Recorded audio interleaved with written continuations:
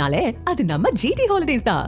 GT holidays, south India's number 1 travel brand. கடந்த 3 வருஷமா நம்ம ஷோல ஒரே பேனர் தான். கடந்த 3 மாசமா ஒரே மைக்கு தான். இனிமேல் நம்ம ஒரே ஷோல ஒரே ட்ரெஸ்ஸ போட்டு வரோம். ஒரே ட்ரெஸ்ஸா? துவைக்காம போட்டு வர்றது அதெல்லாம் தெரியாது. இனிமேட்டு ஒரே உடைதான் நம்ம ஷோல. நம்ம ஷோக்குள்ள போலாம். Welcome to the imperfect show. நான் உங்கள் ஒரே சிபி சக்கரவர்த்தி. ஒரே வருண். ஒரே வியூவர்ஸ் மட்டும் சொல்லிடாதீங்க. ஏற்கனவே வியூஸ் கம்மி ஆகிட்டு வியூவர்ஸ் மட்டும் நிறைய பேர் இருக்கும். ஆமா, ஓகே ஷோக்குள்ள போயிடலாம். Welcome to the imperfect show. ரொம்ப காலமா நம்ம நாட்டுல ஒரே பிரதமர், ஒரே உள்துறை அமைச்சர், ஒரே நிதி அமைச்சர், ஒரே நாடு ஒரே வரி. அந்த வரிசையில் ஒரே நாடு ஒரே தேர்தல் பாஜகவோட, அதுவும் குறிப்பா பிரதமர் மோடியோட கனவு திட்டம். 3 மணி நேரம் தூங்குறாரு, அதுலயும் இந்த கனவு அவருக்கு வந்திருக்கு. ஓகே, இது கடந்த ஆண்டு செப்டம்பர் மாதம் முன்னாள் ஜனாதிபதி ராம் நாத் கோவிந்த் தலைமையில ஒரு குழு அமைக்கப்பட்டிருந்தது. அவர் சுமார் ஒரு 18,625 பக்கங்களை ஒரு ஆய்வு அறிக்கையா குடியரசுத் தலைவருக்கு சமர்ப்பணம் பண்ணியிருந்தாங்க. அப்புறம் நாடாளுமன்ற தேர்தல் நடந்து முடிஞ்சது. அதன் பிறகு மத்திய அமைச்சரவை இந்த ஒரே நாடு ஒரே தேர்தலுக்கு அப்ரூவலாம் கொடுத்துருந்தாங்க. எப்ப தாக்கல் செய்ய போறாரு சட்டத்துறை அமைச்சர் அர்ஜுன் ராம் மெக்வால் அப்படின்னு எதிர்பார்த்துக்கிட்டு இருந்தாங்க. நேத்து தாக்கல் செய்வாங்கன்னு பார்த்தா நேத்து தாக்கல் செய்யல. இன்னைக்கு அந்த ஒரே நாடு ஒரே தேர்தல் மசோதாவா தாக்கல் பண்ணியிருக்காரு சட்டத்துறை அமைச்சர் அர்ஜுன் ராம் மெக்வால். அரசியலமைப்பு சட்ட திருத்தம் 129வது உட்பிரிவுல 2 திருத்தம் கொண்டு வரலாம்லாம் சொல்றாங்க. இன்னைக்கு நாடாளுமன்றத்துல தாக்கல் செய்யறப்ப எதிர்கட்சிகள் நிறைய கோஷங்கள்லாம் அப்படி எதிர்ப்புலாம் தெரிவிச்சிருந்தாங்க. நாடாளுமன்றத்துல முதல் முறையாக அங்கேயும் மின்னணு வாக்குப்பதிவு மூலமாக தேர்தல் நடந்திருக்கு. ஆதரவாக 269, எதிர்ப்பாக 198 வாக்குகள் விழுந்திருக்கு. இப்ப நாடாளுமன்ற குழுக்கு அனுப்பிச்சுட்டு நிலைக்குழுக்கு அனுப்பி விட்டுருக்காங்க. ஆமா, இதுல என்னன்னா வாக்கு பதிவு இயந்திரத்தின் மூலம் 369 பேர் தான் ஓட்டு போட்டிருக்காங்க. மீதி பேர்லாம் வாக்குச்சீட்டுல தான் போட்டிருக்காங்க. அதுதான் சூவே கேக்குறாரு, ஒரு அவைக்குள்ளே ஒரே மாதிரி தேர்தல் நடத்த முடியலையே இந்த மோடி அரசால, இதுல ஒரே நாடு ஒரே தேர்தல் வேறையான்னு கேக்குறாரு. லாஜிக்கா இருக்குல்ல. ஏன்னா எல்லார்கிட்டையும் அந்த மின்னணு வாக்குப்பதிவு இயந்திரம் கொடுக்கலையா, சில பேருக்கு வாக்குச்சீட்டுன்னு போயிருக்காங்க. ஸோ எதிர்கட்சிகள் 198 பேர் எதிர்ப்பு வாக்க பதிவு பண்ணியிருக்காங்க. ஸோ 2/3 அவங்களுக்கு கிடைக்கல. இருக்கிறது 500 லட்சம் பேரு தான். அதுக்கே அவங்களால முடியல. இப்ப இங்க 140 கோடி பேருக்கு மேல இருக்கும். வாக்காளரே 100 கோடி பேருக்கு மேல இருக்காங்க இந்தியாவில. இப்ப இவ்வளவு பேருக்கு இவங்க எப்படி ஓட்டிங் மிஷினை கொடுத்து, அதுவும் சட்டமன்றம், நாடாளுமன்றம், அதே மாதிரி உள்ளாட்சி தேர்தல் நடத்தி முடிக்க போறாங்கிறது ஒரு பெரிய கேள்விதான் இருக்கு. கேள்விக்குறியா இருக்கு. இதுல இன்னொரு விஷயம் என்னன்னா, ஆந்திரால தெலுங்கு தேசமும் ஆதரிச்சிருக்காங்க, ஒய்எஸ்ஆர் காங்கிரஸும் நாங்க இந்த சட்டத்தை ஆதரிக்கிறோம்னு பேசியிருக்காங்க. இந்த பக்கம் இந்தியா கூட்டணியில காங்கிரஸ், திமுக, திரிணாமுல் காங்கிரஸ், சமாஜ்வாடிலாம் இது கூட்டாட்சி தத்துவத்துக்கு எதிரானது, ஜனநாயகத்துக்கு எதிரானதுலாம் பேசியிருக்காங்க. இது அவங்க ஜெயிக்கிறதுக்காக கொண்டு வர்றது, பிஜேபி தொடர்ந்து ஜெயிக்கணுங்கிறதுக்காகங்கிற மாதிரியான குற்றச்சாட்டுகளும் இருக்கு.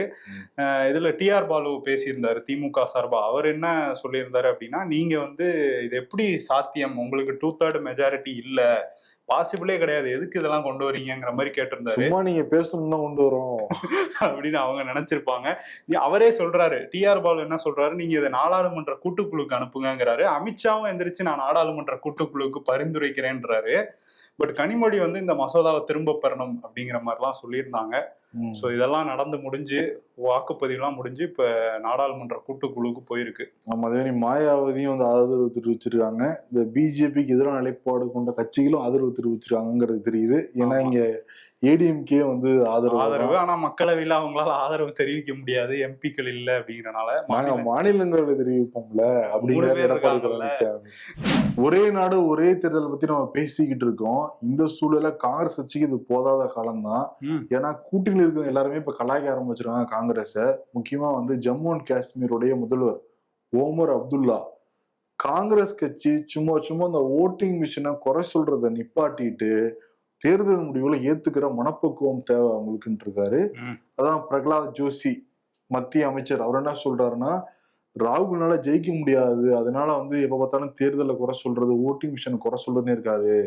காங்கிரஸ் நிலைப்பாடு என்னன்னா பிரிவினைவாதத்தை உண்டாக்குறது, ஒரு சார்பு எடுத்து வந்து செயல்படுறது. இப்படிதான் எங்க வந்து ஜெயிக்க முடியும், ஜெயிக்கவே முடியாதுன்னு வந்து சாபெல்லாம் கொடுக்குறாங்க. ஒரே நாள் ஒரே தேர்தல் நாட்டுக்கு அவசியம் தாங்கிறாரு பிரகலாத் ஜோஷி. அவர் சொல்றாரு. அதே மாதிரி வாக்குச்சீட்டு முறையில தான் இனிமே வாக்களிக்கணும், இவிஎம் மிஷின்ஸ் வேணாம் அப்படின்னு சொல்லி கார்கே சொல்லியிருந்தார்ல. ஸோ காங்கிரஸோட நிலைப்பாடு அதான் தான் இருக்கு. அதுக்கு திரிணாமுல் காங்கிரஸ் அவங்களும் கூட்டணியில இருக்காங்களா இல்லையாங்கிற மாதிரி தான் இருக்கு. இருந்தாலும் மம்தாவோட மருமகன் அபிஷேக் பானர்ஜி என்ன சொல்லியிருக்காருன்னா, உங்களுக்கு இவிஎம் மிஷினை ஹேக் பண்றாங்க அப்படின்லாம் சொல்றீங்க. ஹேக் பண்றாங்கன்னா நீங்க சும்மா அறிக்கையில அதை சொல்லிக்கிட்டு இருந்தா பார்த்தாது, நேரடியா தேர்தல் ஆணையத்துக்கு போங்க, அலுவலகத்துக்கு போங்க, அங்க போய் நீங்களே ஹேக் பண்ணி காட்டுங்க, அவங்கள நம்ப வைங்க அப்படிங்கிற மாதிரி சொல்லியிருக்காரு. அதே மாதிரி ஓமர் அப்துல்லா என்ன சொல்றாருன்னா, 100 சீட்டு கிட்ட ஜெயிச்சீங்க மக்களவையில, நீங்க பாட்டு ஜாலியா கொண்டாடினீங்க. அப்புறம் சட்டமன்ற தேர்தல் எல்லாம் தோத்துட்டு வந்துட்டு இல்ல சரியில்லை அப்படின்றீங்க, நீங்க இப்படி பண்ணாம போட்டிடாம இருங்க அப்படின்றாரு. அது என்னன்னா, அவர் ஜம்மு காஷ்மீர்ல கூட்டணியில இருந்தாங்க 2 பேரும். ஆனா என்ன நிறைய சீட்டு கொடுத்து 6 சீட்டு தான் ஜெயிச்சாங்க. அந்த கோவத்துல சொல்றாரு போல காங்கிரஸ். பிரகலாத் ஜோஷி தான் சொல்றாரு, இப்பதான் பிரியா காந்தி ஜெயிச்சாங்க, அதான் கொண்டாடுறீங்க நீங்க, அவங்களும் ஓட்டு மிஷின்ல தான் வந்து ஜெயிச்சாங்க. ஆமா, அதுக்கு வந்து காங்கிரஸ்ல இருந்து என்ன சொல்றாங்கன்னா, நாங்க ஜெயிக்கிற இடத்துலலாம் எந்த பிரச்சனையும் வரமாட்டேங்குது, ஆனா பிஜேபி ஜெயிக்கிற இந்த மகாராஷ்டிராலாம் அதிகமா ஓட்டு இருக்கு, என்னென்ன ஓட்டோட போலான ஓட்டு கம்மியா காட்டுறீங்க, இதெல்லாம் என்ன, எங்களுக்கு வந்து நீங்க ஜெயிக்கிற இடத்துலதான் சந்தேகம் இருக்கு அப்படின்லாம் சொல்றாங்க. நேரு எழுதிய கடிதங்கள் எங்களுக்கு தேவைன்னு இப்ப பாஜக சோனியா காந்திக்கு வலியுறுத்த ஆரம்பிச்சிருக்காங்க, டிமாண்ட் பண்றாங்க. காரணம் என்னன்னா, இப்பதான் நாங்க பிரதமர்களுக்காக ஒரு அருங்காட்சியகம் நூலகம்லாம் ஆரம்பிச்சிருக்கோம். காங்கிரஸ் ஆட்சியில் இருந்தப்ப சோனியா காந்தி நேரு அருங்காட்சியகத்துல இருந்த பல கடிதங்களை எடுத்துட்டு போயிட்டாங்க. நீங்க நேரு அருங்காட்சியகத்தை எடுத்துட்டு அதை பிரதமர் அருங்காட்சியகம் மாத்திட்டீங்க. சரி, ஓகே. இப்ப என்னன்னா 51 கடிதங்கள் இருக்கான் சோனியா காந்தி கிட்ட.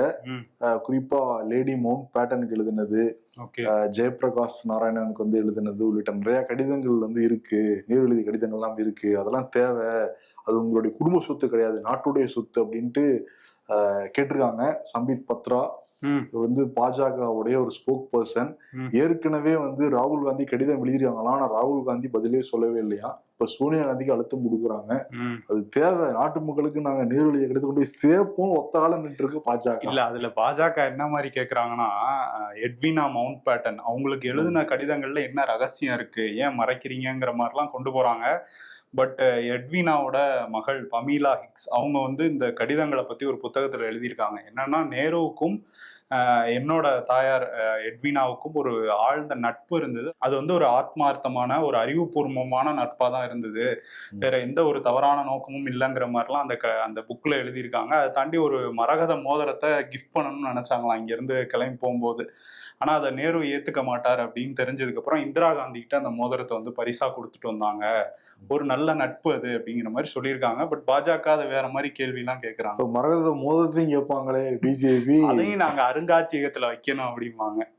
சரி, ஓகே. இன்னொரு விஷயம் என்னன்னா, இந்த நேரு பிரச்சனை இன்னும் நாடாளுமன்றத்துக்குள்ளேயும் போச்சு. என்ன அப்படின்னா, மோடி பேசும்போது என்ன சொல்லியிருந்தாருன்னா, 1947 இருந்து 52 நேரு இருந்த டைம்ல நிறைய சட்டவிரோதமா சட்ட திருத்தங்கள் பண்ணியிருக்காங்கிற ஒரு குற்றச்சாட்டை வச்சிருந்தாரு. அதுக்கு கார்கே என்ன சொல்லியிருந்தாருன்னா, அந்த டைம்ல ஒரு சட்ட திருத்தம் பண்ணாங்க. என்ன அப்படின்னா, ஜமீன்தார் முறையை ஒழிச்சிட்டு SC ST மக்களுக்கான அந்த வேலை வாய்ப்பு, அதே மாதிரி கல்வியில அவங்களுக்கான இடஒதுக்கீடு இதெல்லாம் தான் கொடுத்தாங்க.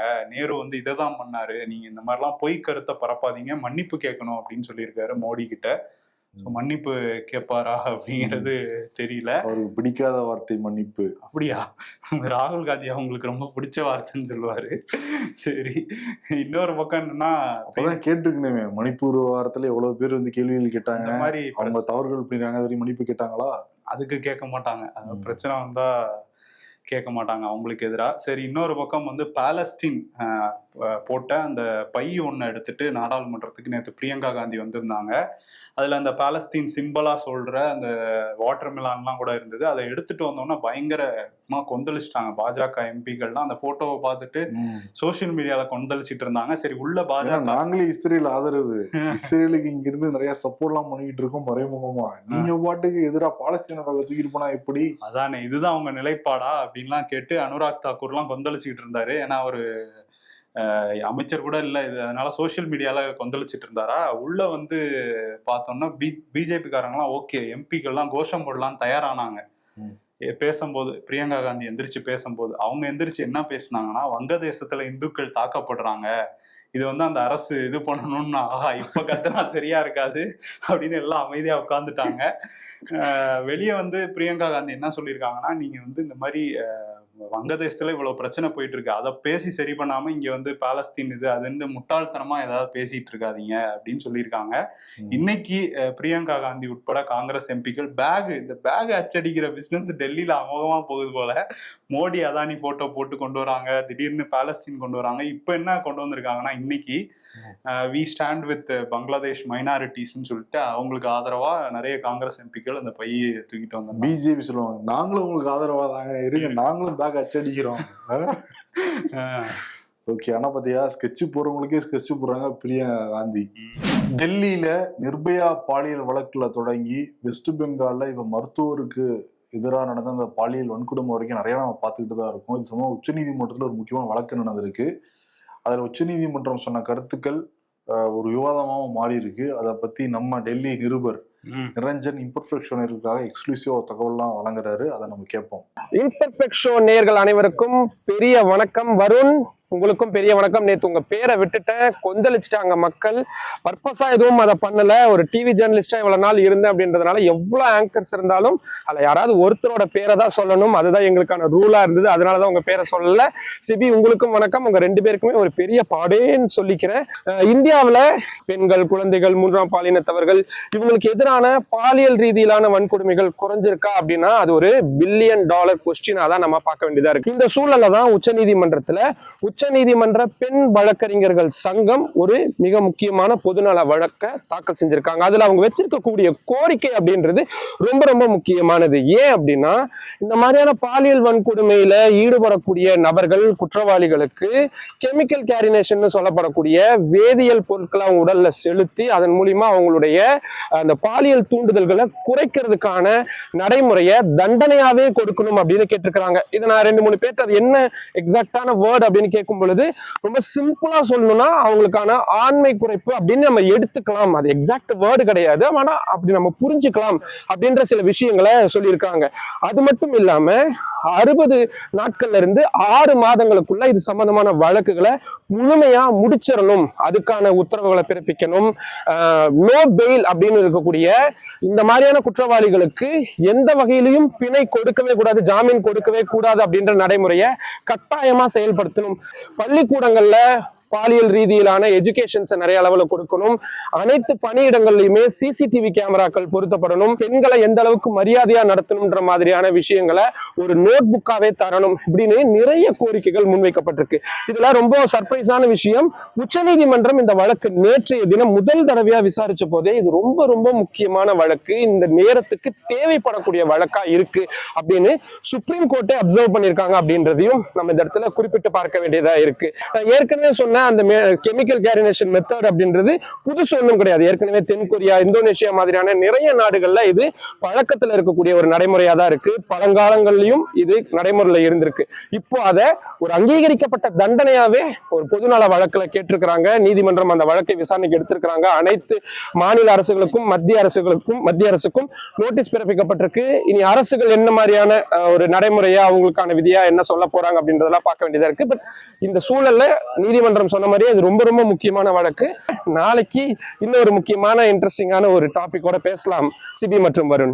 ரொம்பவே முக்கியமான ஒரு பிரச்சனை தான் இது. ஏன்னா பாலியல் குற்றங்கள் நாளுக்கு நாள் அதிகரிச்சிட்டு இருக்கு. ஸோ அதுல கடுமையான தண்டனைகள் வந்தா குறையும் அப்படிங்கிற ஒரு விஷயமும் இருக்கு.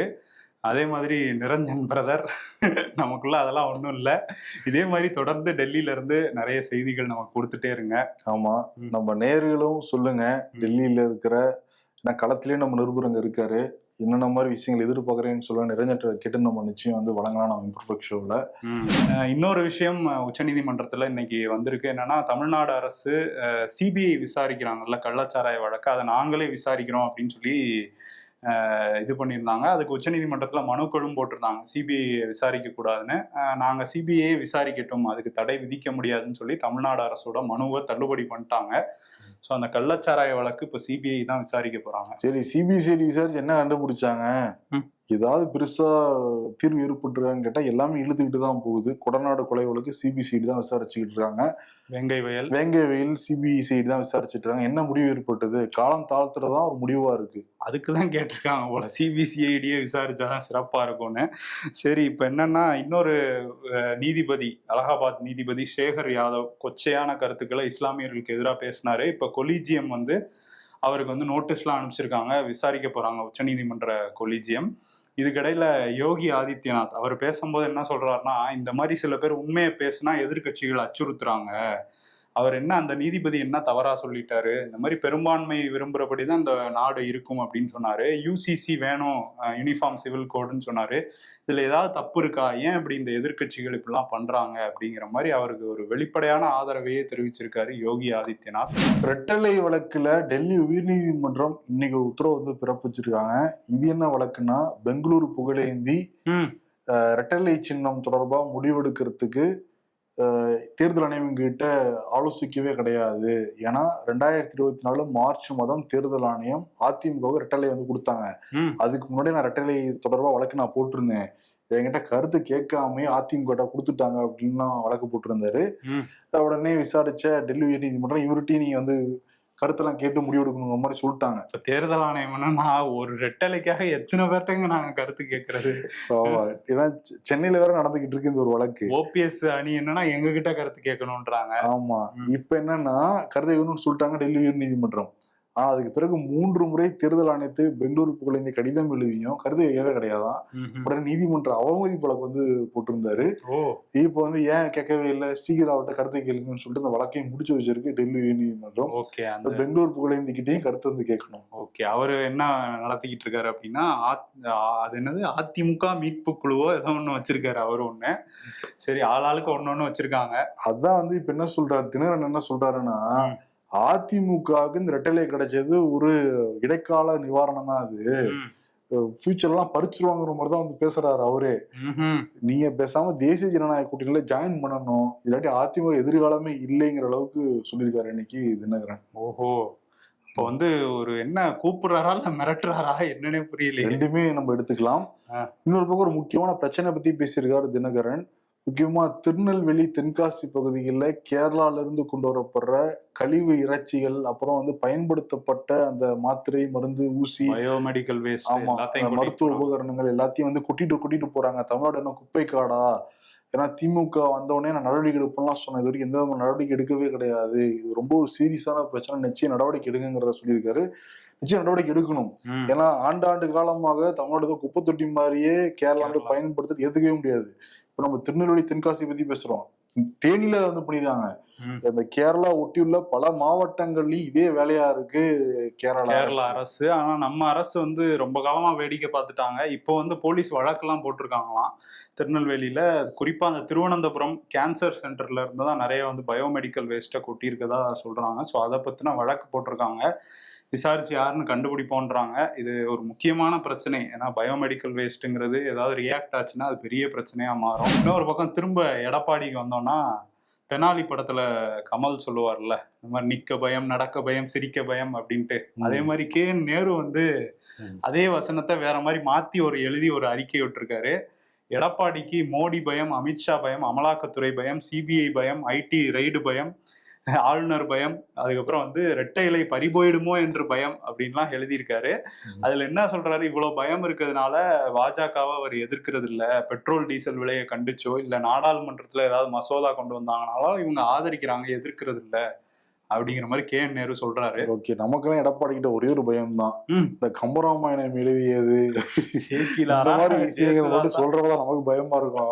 ஆவிர் என்ன சொல்ல போறாரோ அப்படின்னு. அதனாலதான் பொதுக்குழுல அந்த மாதிரி விஷயங்களே தவிர்த்துட்டாங்க, இலக்கியங்களே இல்லை, நமக்கு பயம் அப்படின்னு சொல்லிட்டு அவர் தவிர்த்துட்டாரு. இன்னொரு விஷயம் என்னன்னா, திமுகவோட முன்னாள் நிர்வாகி ஜாஃபர் சாதிக் அவர் வந்து இந்நாள் நிர்வாகிங்கிற மாதிரியே ஒரு பதிவெல்லாம் போட்டிருக்காரு அண்ணாமலை. என்ன சொல்றாரு அதுலன்னா, ஜாஃபர் சாதிக் வந்து இப்ப அமலாக்கத்துறை விசாரணை நடத்திட்டு இருக்காங்கல்ல, போதைப் பொருள்ல சம்பாதிச்ச பணத்தெல்லாம் கொண்டு வந்து பாடநூல் கழகத்துல போட்டு வெள்ளையாக்கி இருக்காரு, ஒயிட் மணியா மாத்திருக்காருங்கிற ஒரு குற்றச்சாட்டை வைக்கிறாரு. எப்படி அப்படின்னா, இவரோட அந்த ஜாஃபர் சாதிக்கோட கோலசன்ஸ் வெஞ்சர்ஸ்ங்கிற ஒரு நிறுவனம், அவங்க வந்து ஸ்ரீ அப்பு டைரக்ட்ங்கிற ஒரு நிறுவனத்துக்கிட்ட பொருள் வாங்கி கொடுத்துருக்காங்க. இந்த அப்பு டைரக்ட் நிறுவனம் யாருன்னா தமிழ்நாடு பாடநூல் கழகத்தோட ஒப்பந்தம் வச்சிருந்தாங்க. ஸோ அவங்களுக்காக பொருள் வாங்கி கொடுத்துருக்காங்க. ஸோ அந்த பொருள்லாம் பாடநூல் கழகத்துக்குள்ள போயிருக்கு. அது எல்லாமே இந்த பணம் தான் அப்படிங்கிற மாதிரி அவர் குற்றச்சாட்டு வைக்கிறாரு. ஸோ இதை பத்தி இன்னும் பதில் வரல திமுகல இருந்து. இன்னொரு பக்கம் என்னன்னா, செந்தில் பாலாஜி சென்னையில் இருக்கிற அந்த எம்எல்ஏ எம்பிக்களை விசாரிக்கிற சிறப்பு நீதிமன்றத்தில் ஆஜராயிருக்காரு. சுமார் 150 பேர் ஆஜராக சொல்லியிருந்தாங்க நீதிமன்றம் சார்பாக. அந்த 2011 இருந்து 15 வரைக்கும் போக்குவரத்து ஊழியர்களை ஏமாத்திட்டார் செந்தில் பாலாஜிங்கிற வழக்கு தான். அதுல பாதிக்கப்பட்டவங்க எல்லாரும் சேர்த்து சுமார் 2000 பேர் அதுல இருக்காங்க அந்த லிஸ்ட்ல. இப்போ 150 பேர் மட்டும் செலக்ட் பண்ணி ஆஜராக சொல்லியிருந்தாங்க. நேத்து வந்து ஆஜராக செந்தில் பாலாஜி அடுத்து ஜனவரி 6, 7, 8ஆம் தேதி ஆஜராகணும்னு சொல்லிருக்காங்க. அப்பயும் போய் ஆஜராவாரு. ஆனா அதிமுக ஆட்சி காலத்துல பண்ண ஒரு வழக்கு இது. ஆனா திமுக பத்தி பாத்தீங்கன்னு வச்சுக்குவேன், தர்மம் வென்றே தீரும். அப்ப அதிமுக ஆட்சி காலத்துல ஊழல் நடைபெறலன்னு திமுக சொல்றாங்களா? ஆமா, அப்படிதான் நம்ம கேட்க வேண்டியது இருக்கு. இல்ல அதான் ஆள் மாறிட்டாலே, ஆள் கட்சி மாறிட்டாலே எல்லாம் மாறிடுதுன்னு நினைச்சிடறாங்க, புனிதர்களா மாறிடுறாங்க. சரி, இதுல என்னன்னா இன்னொரு விஷயம் என்னன்னா, பொன்முடி இன்னைக்கு ஆஜராயிருக்காரு. இப்படி அமைச்சர்கள்லாம் ஆஜராகிட்டே இருக்காங்களே. அமலாக்கத்துறையில வந்து ஆஜராயிருக்காரு. அந்த செம்மண் குவாரி வழக்கு இது வந்து திமுக காலத்திலே பண்ணதுதான். ஏன்னா காலங்காலமா அவர் திமுக தானே இருக்காரு. ஸோ 2006-11 சட்டவிரோதமா செம்மண் குவாரி மண் எடுக்கிறதுக்கு அனுமதி கொடுத்துட்டாருங்கிற அந்த வழக்குல அமலாக்கத்துறை அலுவலகம் நுங்கம்பாக்கத்துல போய் இன்னைக்கு ஆஜராயிருக்காரு. ஸோ ஆஜராகி கொஞ்சம் விசாரணையெல்லாம் நடந்துச்சு. நாம் தமிழர்ல சீமானுக்கு அடுத்து சில முகங்கள் தெரியும்னா அதுல ஒரு முக்கியமான முகம் தான் காளியம்மாள். அவங்க வந்து திமுகல சேர்றதுக்கு சில பிளான் போட்டுட்டு இருக்காங்களாம். நாகப்பட்டினத்தோட பொறுப்பு அமைச்சர் அன்பில் மகேஷோட எல்லாம் பேச்சுவார்த்தை நடக்கிறதா தகவல் வருது. இது சீமானுக்கே தெரிஞ்சிருந்தாலும் நம்ம வந்து நீக்குனா அந்த அம்மாவுக்கு மைலேஜ் ஆயிடும், அதனால வேணான்னு அவர் அமைதியா இருக்காராம். என்னன்னா அவர் வந்து ஒரு ஆடியோல பிசுறு அவங்கலாம் அப்படிங்கிற மாதிரிலாம் பேசியிருந்தாரு. அதுக்கப்புறம் வந்து நான் எடுக்கிறதா முடிவு, இது ஏன் கட்சின்லாம் பேசுறதெல்லாம் அவங்களுக்கு பிடிக்கல அப்படின்னு சொல்றாங்க. ஸோ விரைவில் அவங்களும் வெளியே வரலாம். ஆனா அண்ணன் என்ன சொல்லுவாப்புல, எவ்வளவு பேர் போனாலும் கட்சியை நடத்துவேன் தான் ஒன்னும் பேசிக்கிட்டு இருக்காரு. அவர்தான் வந்து ஹிட்லர் வரைக்கும் ஆதரவுலாம் கொடுக்க போயிட்டாரு. ஹிட்லர் சர்வாதிகாரி, நல்ல வார்த்தை தானே பேசுறாரு அவரு. அவர் வேற ரேஞ்சுக்கு போயிட்டு இருக்காரு. சரி, ஓகே. அவங்க எப்படி தயாராகிறாங்களோ காளியம்மாள் கட்சி மாறுறதுக்கு, அதே மாதிரி சென்னை மக்களும் தயாரா இருக்கணும் கட்சி மாறுறதுக்கு இல்லப்பா, அலாட்டா இருக்கிறதுக்கு. ஏன்னா இன்னைக்கு நைட்ல இருந்து அடுத்த 2 நாளைக்கு மழை பொழிவு இருக்கலாம்லாம் சொல்றாங்க. கனமழை இருக்கலாம்லாம் சொல்றாங்க. கொஞ்சம் கவனமா தான் இருக்கணும். 6 மாவட்டங்களுக்கு ஒரு அலர்ட் வந்து கொடுத்துருக்கு IMD. ஓகே, இந்த மழை டைம்ல கூட டாஸ்மாக திறந்து வச்சிருந்தாங்க அப்படின்னு சொல்லி நம்ம பேசியிருந்தோம்ல. அதுல இன்னொரு சீரியஸான விஷயம் நடந்திருக்கு. தூத்துக்குடி மாவட்டம் தோணுகால் அப்படிங்கிற ஒரு பகுதியில பாலமுருகன் அப்படிங்கிறவர் டெய்லி குடிச்சிட்டு வந்து மனைவியோடையும் 2 சின்ன குழந்தைங்களோடையும் சண்டை போட்டுட்டே இருந்திருக்காரு. இதை பார்த்தா அவங்களோட அப்பா பிரியாதரன்கிறவரு சொல்லி பார்த்திருக்காரு. கேட்கலன்னு ஒரு நாள் வந்து மண்வெட்டி எடுத்து அவர் வந்து கொலை பண்ணியிருக்காரு. அதுக்கப்புறம் அவரே போய் சரண்டர் ஆயிருக்காரு. இதுதான் காரணம், குடிச்சிட்டு வந்து பண்ற பிரச்சனை தானே. அப்பாவே பெத்த மகனை கொலை பண்ற அளவுக்கு போய்கிட்டு இருக்கு. ஏற்கனவே நம்ம பார்த்தோம், மகன் அம்மாவை கொலை பண்ணிட்டான் கூடிய காசு இல்லைன்ட்டு. இந்த மாதிரி பல குடும்பங்கள் சீரழிஞ்சுக்கிட்டு இருக்கு இந்த டாஸ்மாக்னால. நேத்தே வந்து வேல்முருகன்லாம் சொல்லியிருந்தாரு, கூட்டில இருந்துட்டே கூட வந்து டாஸ்மாக் டார்கெட்லாம் வைக்கிறாங்க அப்படின்லாம் குறிப்பிட்டு இருந்தாரு அவரு. சீக்கிரம் இந்த டாஸ்மாக ஒழிக்கணும் தமிழ்நாடு அரசு. அட்லீஸ்ட் குறைக்கிற நடவடிக்கையா முதல்ல வந்து எடுக்கணும். ஆமா, அதே மாதிரி வந்து நாமக்கல் மாவட்டத்துல ஒரு சோசியல் மீடியா வீடியோ வந்து பயங்கரமா வைரல் ஆயிருக்கு. அதுல ஒரு ஜோசியர் சொல்லியிருக்காரு, நரசிம்மர் கோயிலுக்கு போய் 1 மணி நேரம் தியானம் பண்ணீங்கன்னா உங்களுக்கு செல்வம் கொட்டுன்னு கொட்டும் அப்படின்ட்டு இருக்காரு. இதை கேட்ட மக்கள் நேற்று வந்து பயங்கரமா கியூலாம் இன்னும் 2000 பேர் உள்ள வந்து தியானம் பண்ணியிருக்காங்க. கோயில் நிர்வாகம் பயந்துட்டாங்க, என்னது இது, நம்ம இந்த மாதிரிலாம் எதுவும் ஏற்பாடு பண்ணலையே, என்ன பண்ணிட்டு இருக்காங்கன்னா அப்புறம் கூப்பிட்டு கேட்டா தியானத்தை டிஸ்டர்ப் பண்ணாதீங்க அப்படின்னு சொல்லிட்டு 1 மணி நேரம் கழிச்சு பதில் சொல்லியிருக்காங்க. இந்த மாதிரி ஒரு ஜோசியர் சொல்றாரு பாருங்க, நீங்களும் உட்காருங்கன்னு அவங்களே கூப்பிட்டுருக்காங்க. இல்ல நமக்கு அதெல்லாம் வேணாம், இதெல்லாம் வந்து கடவுளை நம்புங்க, இந்த மாதிரி மூட நம்பிக்கை இந்த மாதிரி விதைக்கிறவங்க நம்பாதீங்கன்னு அவங்களே சொல்லி வீட்டுக்கு அனுப்பிச்சிருக்காங்க. இதுல பாதி பேர் வீட்டுக்கு போனோன்னு செல்வம் கொட்டி இருக்குன்னு நினைச்சிருக்காங்க. லாஸ் ஆஃப் பேல வந்தவங்களுக்கு அன்னைக்கு சம்பளம் தான் போயிருக்கு. இந்த பக்கம் திருச்சியில ஒரு டாட்டூ கூட நடத்திட்டு வந்திருக்காப்புல ஹரிஹருங்கிற நபரு. இப்ப டாட்டூங்கிறது ரொம்ப ஒரு ஃபேஷனா தான் மாறிட்டு இருக்கு இந்த 2K கிட்ஸ்ல. டாட்டூ ஒரு இடத்துல போட ஆரம்பிச்சாங்கன்னா அது வந்து ரொம்ப ஈர்ப்பாய் உடல்ல நிறைய இடங்கள் வந்து போட ஆரம்பிச்சிருக்காங்க. இப்ப அதிகப்படியா போய் நாக்கெல்லாம் வெட்டி அதுல டாட்டூவெல்லாம் போட்டுக்கிட்டு சோசியல் மீடியால ஷேர் பண்ணிருக்காங்க. இப்ப இந்த மாவட்ட சுகாதார அலுவலர் கொடுத்த புகாரின் பேர்ல அந்த கடை நடத்திக்கிட்டு இருக்கிற ஹரிஹரன் அவரோட உதவியாளர் வந்து கைது பண்ணிருக்காங்க. நிச்சயம் இந்த மாதிரி நம்மளால ஜெயில பிடிச்சிதான் போடணும். நாட்டுல நல்லது சொல்றவனே கம்பிதான்டா, அவனையும் பூமர் டோமர்னு அசிங்கப்படுத்தாதீங்களா அப்படின்றாங்க. டேய் யார்டா நீ புரோட்டா கடையில வந்து கேலண்டர் கேக்குற?